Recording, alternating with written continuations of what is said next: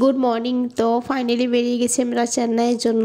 তো সবাই জানো হয়তো, শর্টস ভিডিওগুলো তোমরা পেয়ে গেছো, কারণ আমি ছোটো ছোটো শর্টস করে ছেড়েছি তোমাদের সাথে।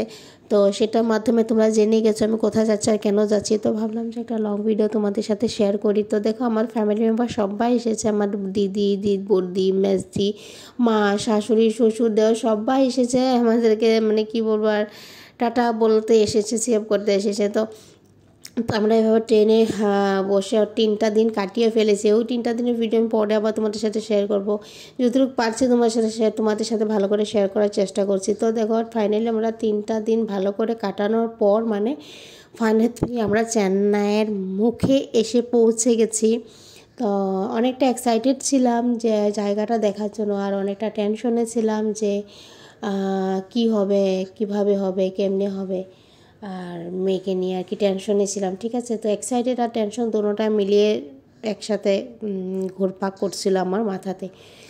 তো যাই হোক, ওখানে নেমে গিয়েছিলাম আমরা, নামার জন্য মানে রেডি হচ্ছিলাম। আর জানো, এসির থেকে বের হওয়ার পরে যে আমরা বাইরের আবহাওয়া যেটা লাগে, ওটা ঘাপ করে মুখে লাগে, আর সেটাই আমার অনুভব হচ্ছিল যে প্রচণ্ড বড় একটা গরম হাওয়া মুখের সামনে দিয়ে চলে গেছে মনে হচ্ছে। তো ফাইনালি দেখো, আমরা চেন্নাই স্টেশনে নেমে গিয়েছি। এখানে তো ট্রেনটা ছেড়ে দেবে একটু পরে।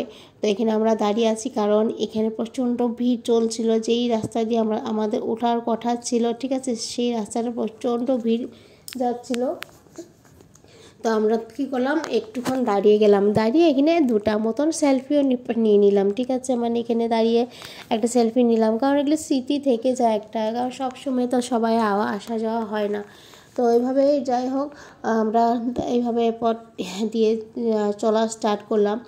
আর এখানে দেখো আমরা সিঁড়ি এইভাবে নামছি। আর এইগুলো তো অনেকটা বড় ভিডিও ছিল, তো আমি এগুলোকে স্পিড করে দিছি, যাতে তোমার দেখতে একটু ভালো লাগে আর তোমরা একটু টাইম দেখো ভিডিওটা। ঠিক আছে, তো এখানে কেন এসেছি, মেয়ের ট্রিটমেন্টের জন্য এসেছি।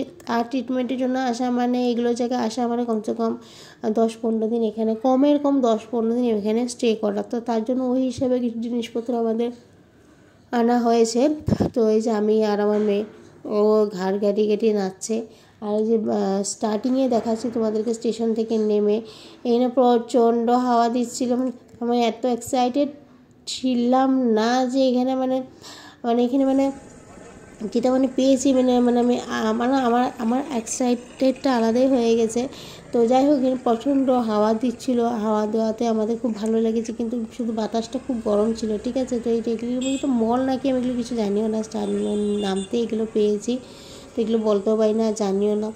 আর এগুলো তো পরে দেখা যাবে, আগের মেয়ের ট্রিটমেন্টটা ভালো করে হয়ে যাক, সুন্দর করে ভালো মতন, তারপরে সব কিছু আস্তে আস্তে করা হবে। তো এইভাবে আমরা কী করলাম, অটোতে বসে গেলাম, বসে এদিকে রওনা দিতে শুরু করলাম অটো দিয়ে। স্টেশন থেকে সামান্য দূর ছিল আমাদের হোটেলটা, যেখানে আমাদের থাকার কথা ছিল, সামান্য দূর ছিল। সরি, কাশ হয়ে গেছে।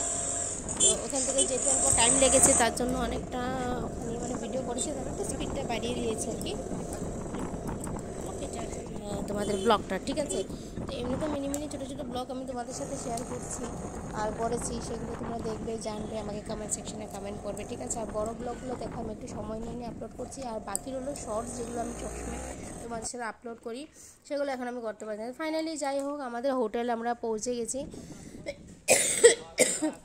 কোনো উপায় নেই, স্কিপ করতে পারবো না কাশিটাকে। তো এইভাবে আনএক্সপেক্টেড একটা কাজ হয়েছে, কি বলবো, এখানে এতটা সুন্দর হাওয়া দিচ্ছিল, একদম ভাবতে পারিনি এত সুন্দর হাওয়া। আমি যেটা অরুণাচলে একটা পাসিঘাট বলে একটা জায়গা আছে, সেখানে যে 24 ঘন্টা হাওয়া দিয়ে থাকে, তো এখানে যে ওরকমই আমি পেয়েছি, কিন্তু হাওয়াটা দিলেও কী হবে, হাওয়া তো দিয়েছে কিন্তু একেবারে গরম। তো যাই হোক, হোটেলে আমরা গিয়েছি খেতে, দেখো হোটেলে সাবা টাপা করে ধুইয়ে দিয়েছে হোটেল, তো আমরা কোনো ভালো করে খাওয়া পাইনি, যা পেয়েছি নিয়েছিলাম, কিন্তু একেবারে অখাদ্য খাওয়া ছিল, একেবারে পছন্দ হয়নি, কারো খাওয়াটা খেতেও পাইনি ভালো করে, লাস্টের খাওয়া তো ভালো লাগেনি খাওয়াটা আর কি। তো যাই হোক, এভাবে আমরা খাওয়া নিয়ে ফাইনালি হোটেলের দিকে রওনা দিলাম। ওইদিকে আমার হাজব্যান্ড আর আমার ননদ যে আমার ওদিক দিয়ে সামনের দিক থেকে আসছিলো, আর এই দেখো একটা কাপল, ছোট্ট মোটো এখানে তামিল কাপল।